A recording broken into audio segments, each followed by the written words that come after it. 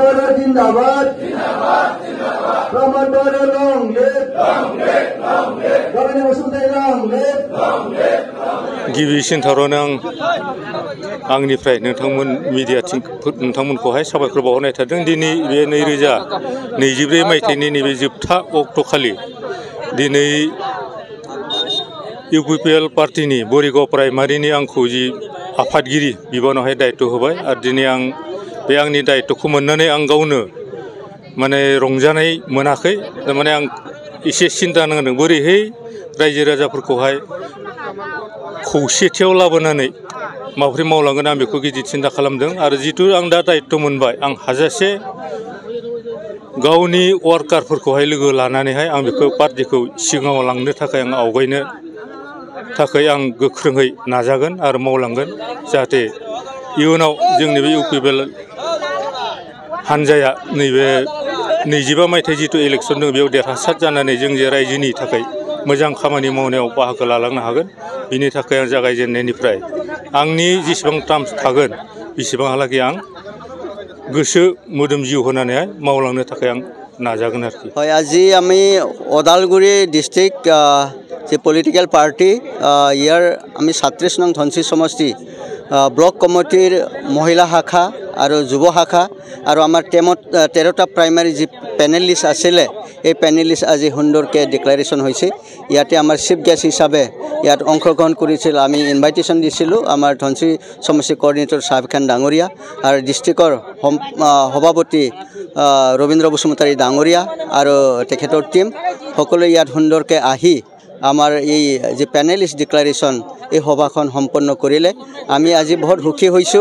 আজি 2024 অন্তিম দিন 31 ডিসেম্বর তো অহাকালি 2025 1 তারিখ হবলে গৈ আছে। তার কারণে সকলো আমার ইউপিপিএল দলৰ সন্মানীয় সভাপতি প্ৰমোদ বড়োৰ নেতৃত্বত সকলো আমাৰ যিখিনি নেতৃত্ব আছে আৰু আমাৰ ওদালগুৰি ডিস্ট্রিক্টৰ সকলো নেতৃত্ব ধনশিৰি সমষ্টিৰ সকলো নেতৃত্ব আৰু আমাৰ বিটিআৰবাসী অসমবাসী ভাৰতবাসী আৰু বিশ্ব সকলো মানৱ সমাজ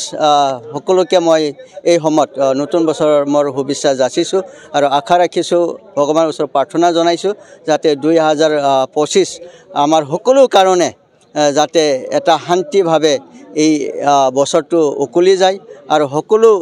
ব্যক্তিত্ব জীৱন সমাজ তথা নিজৰ নিজৰ পৰিয়ালত শান্তি কঢ়িয়াই আনিব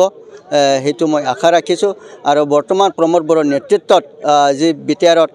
শান্তি বিৰাজ কৰিছে সেইটো উটুত থাকিব আৰু আমি সকলোকে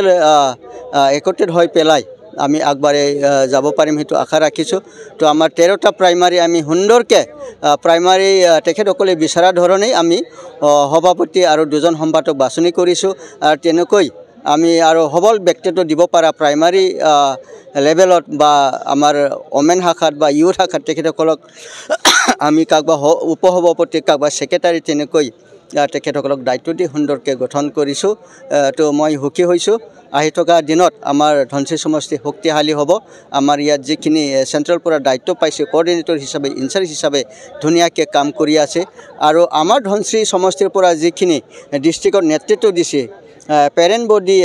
ডিষ্ট্ৰিক্ট কমিটি হোক ওমেনে হোক বা ওবিসি সেলে হোক মাইনৰিটি সেলে হোক সুন্দৰকৈ ইয়াত যিখিনি আমাৰ নেতৃত্ব নেতা আছে তেখেতসকলে পাৰ্টি ধুনীয়াকৈ কাম কৰি আছোঁ আৰু সকলো একত্ৰিত হৈ 2025 আমাৰ ধনশিৰি সমষ্টি উদ্ধাৰ হ'ব তাকে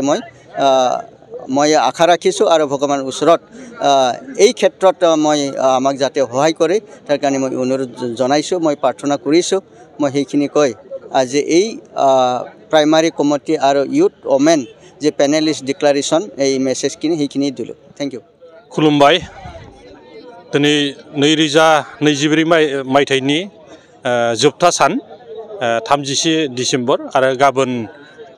2025 मायथाइनि सेथि सान एबा गोदान बोसोर आरो बे गोदान बोसोरनि साफ्रोमबो जोंनि बिटिआरबासि आरो लोगोसे बुहुमनाङैनो जेसेबांखिनि सुबुं माहारि दं गासैनिसिम आं गोसो गोरबोनिफ्राय हामग्लायनाय आरो मोजां मोननाय आं बावहरबाय। जों दिनै धनशिरि समष्टि हिसाबै इउपिपिएल दोलोनि मोनसे कमिटि बेवहाय जोङो आफाद जुथुमदोंमोन आरो बेहाय जाहैबाय स्पेसियेलि जोंनि आइजो गांखं आरो लोगोसे लाइमोन गांखं बेनि पुर्नांग भाबे जोङो आफादजों दाना लादों आरो लोगोसेयै जोंनियाव गासै प्राइमारि बडि हिसाबै माने 13 प्राइमारि दं आरो बे 13 प्राइमारिनिबो जों दिनै सम्पुर्ण भाबे फुरा जोङो कमिटि जोङो दाना लानो हाबाय आरो बे दाना लानो हानायजों लोगोसे जोङो खोब गोजोननाय मोनदों आरो जाय बिथांमोना दिनै गोदानै बिबान मोनबाय गोदान गोजाम गासै माने जोंनि मावथिफोरखौ लोगो नांनानै जों जि प्राइमारि कमिटि लोगोसे वमेन आरो इउथ जोङो आफाद दानानै लानो हाबाय बिथांमोननि टीमा खोब मोजां जादों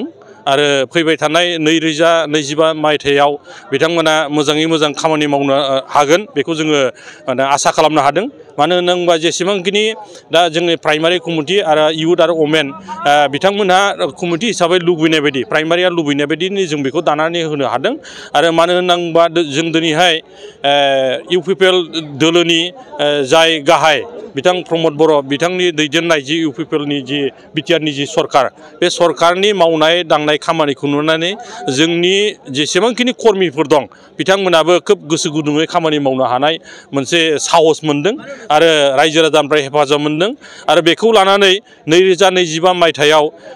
बिनिफ्राय आरो बांसिनै जायनि दा गोदान कमिटिफोर दाना लानो हाबाय बिथांमोना मोजाङै मोजां खामानि मावलांनो हागोन जों बेखौ आसा खालामनाय थादों आरो बिथांमोनानो जिहेतु माने प्राइमारिनि जानानै बा जोंनि समस्तिनि जानानै खामानि मावहैगोन जों बेखौ आसा खालामबाय आरो गासैनिसिमबो आङो गोदान बोसोरनि 2025 मायथाइनि आङो हामलायनाय मोजां मोननाय अननाय गासैनिसिम आं जासिहरबाय गोजोन्थों।